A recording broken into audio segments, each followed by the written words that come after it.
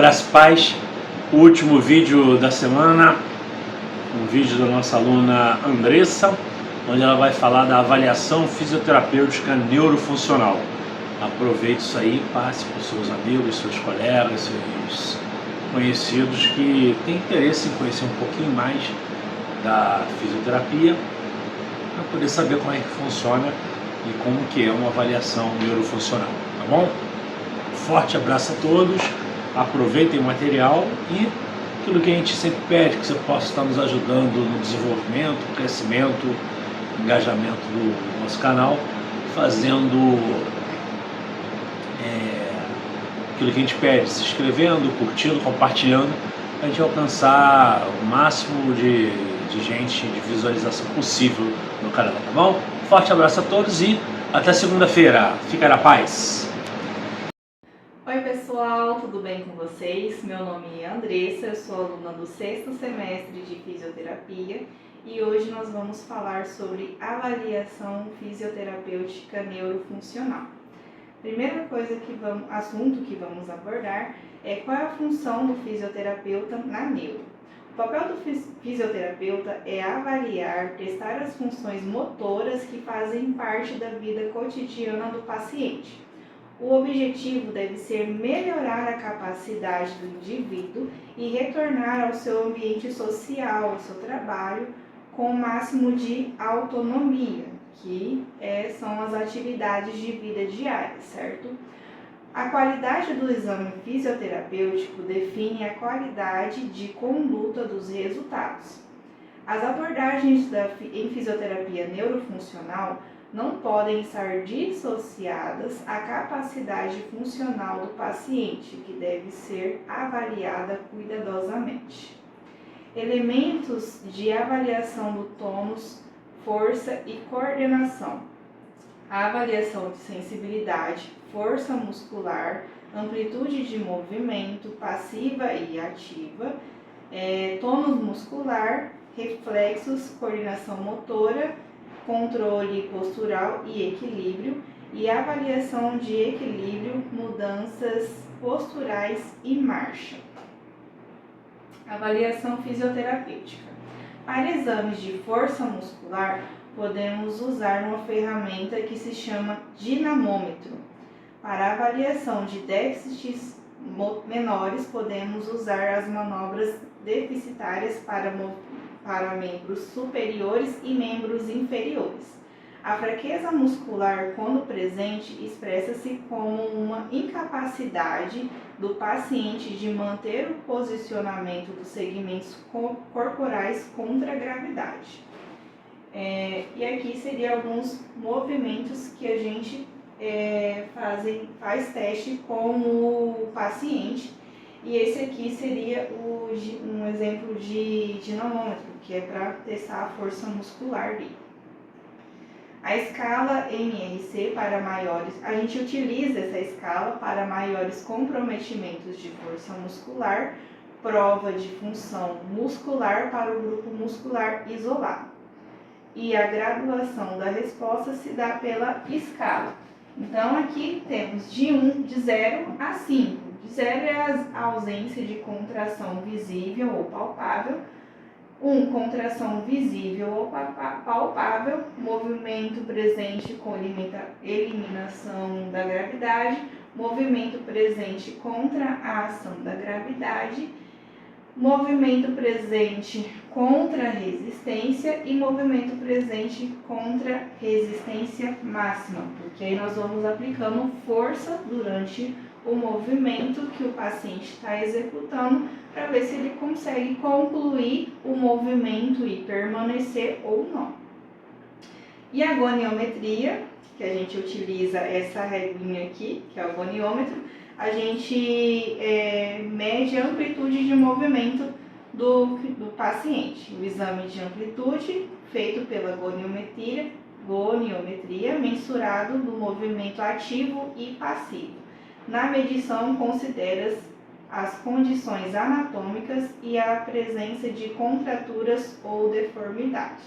Então, assim, tem uma medida certa de movimento que a gente consegue fazer em graus. Então, a gente utiliza o goniômetro para medir a amplitude de movimento do paciente para ver, para avaliar a disfunção ou as condições anatômicas do paciente. A classificação internacional de funcionalidade. Para avaliação de escala funcional, a gente utiliza essas escalas para avaliar a dimensão da atividade disponibilizada. Então, quais são as atividades que esse paciente consegue fazer de acordo com a condição da saúde dele, transtorno ou patologia?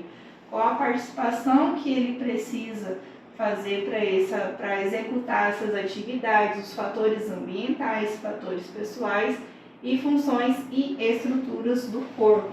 Tudo influencia para que a gente consiga chegar à classificação de funcionalidade desse paciente. Por exemplo, se é uma paciente, aqui a gente colocou algumas imagens sobre fatores pessoais, ambientais, a condição de saúde dele, tudo que influencia na vida desse paciente. Um nomezinho aqui que eu não vou falar em inglês, me recuso, a SIA, é a avaliação da sensibilidade e motilidade nas lesões medulares, que exige o uso de uma ferramenta adicional, a classificação neurológica padrão elaborada pela ASIA. Essa classificação atribui scores, parece até que a gente está falando de financiamento, por meio de movimentos de músculos chaves e sensitivas, por mapa de dermátomos. Assim é possível determinar o nível neurológico da lesão que apresenta um padrão de manifestação completa ou incompleta. Aqui eu coloquei um mapa de dermátomos. A classificação A é sobre lesão medular completa, B se a lesão é incompleta, sensibilidade presente no motor e motor ausente, C incompleta, sensibilidade, motor presente não útil, incompleta sensibilidade, motor presente e neurológico normal. Outro mapinha aqui que a gente utiliza para fazer a avaliação das lesões medulares. Vamos falar sobre disfunções de sensibilidade e motricidade. Se dá por um padrão de distribuição de raízes nervosas. Os dermátomos é a área da pele suprida por uma única raiz nervosa espinal. O miátomo, grupo de músculos inervados pelo componente motor de uma única raiz nervosa espinal. Então, os miátomos se referem aos grupos musculares que são inervados por uma única raiz nervosa, e os dermátomos estão numa área da pele que é suprida por uma única raiz nervosa, que é onde a gente testa as sensibilidades dos pacientes. A avaliação do tônus muscular e dos reflexos é fundamental para entender o desempenho motor do paciente. A escala modificada de Ashworth, sua aplicação envolve a movimentação passiva das articulações em velocidade variável. Então, novamente, temos uma escala aqui de 0 a 5, onde 0 tônus normal, resistência discreta no início e no fim do movimento, resistência discreta em menos de 50% do movimento, resistência acima de 50% do movimento, resistência intensa, movimento passivo é difícil, e no quinto o paciente aí apresenta rigidez em flexão ou extensão. Aplicação da avaliação neurofuncional. O exame sensorial e motor tem o objetivo de avaliar as vias transmissoras de informações conscientes detectar alguma disfunção de sensibilidade e motilidade e, se houver, o tipo, a localização e a gravidade dessa lesão.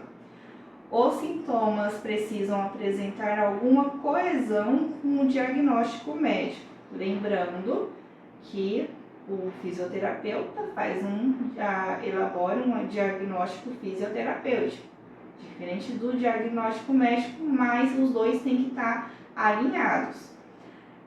Na dimensão do tato discriminativo, observa-se o senso de localização, discriminação entre dois pontos e tato simultâneo bilateral. Já em relação à propriocepção, devemos avaliar a sensação de movimento articular, posição articular e vibração. Sentidos combinados também podem ser avaliados, testando a capacidade de identificar e reconhecer objetos pela percepção tátil, sem o uso da visão. Seriam os testes de sensibilidade. Devemos considerar alguns cuidados na testagem de sensibilidade e motricidade para tornar mais digna a avaliação. A testagem deve ocorrer em um ambiente tranquilo e livre de distrações. O paciente deve estar em uma postura estável e segura e ciente dos objetivos de cada testagem. Durante a testagem da sensibilidade, a visão do paciente deve ser bloqueada. Os estímulos devem estar aplicados próximo ao centro dos dermátomos testados. O tempo entre os estímulos deve ser irregular para evitar que ocorra predição ou repetição do estímulo. A comparação entre o lado direito e o lado esquerdo tem que ser considerada durante essa avaliação. E a classificação da ASIA deve ser utilizada para pacientes com lesão medular. A menor capacidade de gerar força muscular e uma diminuição no volume muscular são consequências comuns das lesões do neurônio motor. A diminuição, a paresia ou perda de força muscular é comumente descrita pela sua distribuição, que pode se apresentar monoplegia em um membro, hemiplegia e paraplegia nos membros inferiores e tetraplegia nos membros inferiores e superiores. Os elementos que compõem o exame fisioterapêutico neurofuncional são a anamnese, composta pela entrevista com o paciente, cuidador, tutor e resultados de exames complementares e de outros profissionais. O exame da capacidade funcional, força muscular, amplitude de movimento, tônus muscular e coordenação, testes de avaliação funcional, escala de equilíbrio e teste de alcance funcional, a observação dos movimentos, análise de marcha e movimentos involuntários do paciente. Então, sobre a avaliação neurofuncional é mais ou menos isso, e um recadinho para vocês aí, para quem anda desanimado, levanta e anda que a vida não para.